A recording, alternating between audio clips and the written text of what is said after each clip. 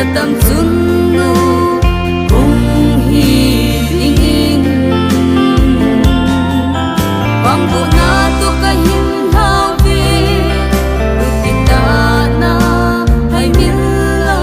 sin ho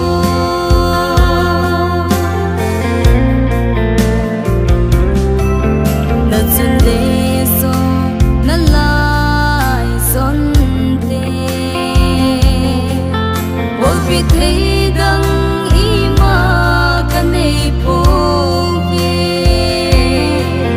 chung pa then ngai lu na pa ko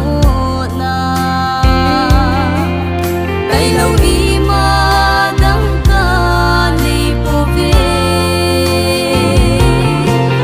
te lai bon choi nahi le lai ko ngai nahi sa tam chun nu hung hi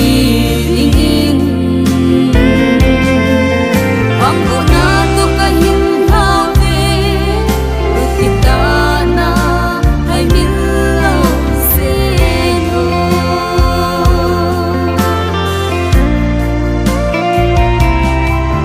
na pung chan na an ham sa phan lang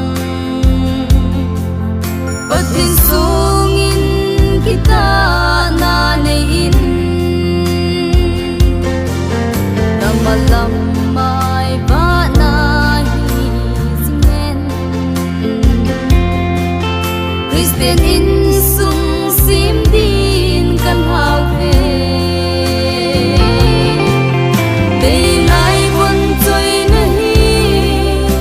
le lai ko ngai nahi sa tam chun nu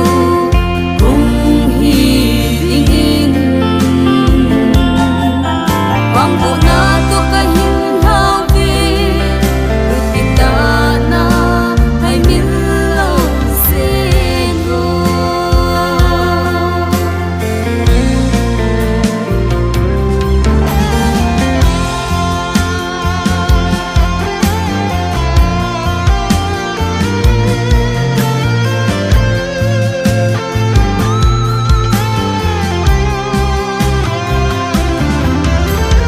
Kamin si in lang si mai ta no na pung chan nan ham sang phan na to ai sim pa chung pa thinin in vang bo sing sing ta hen Day lai bon choi nahi le lai ko ngai nahi sa tam chun nu hung hi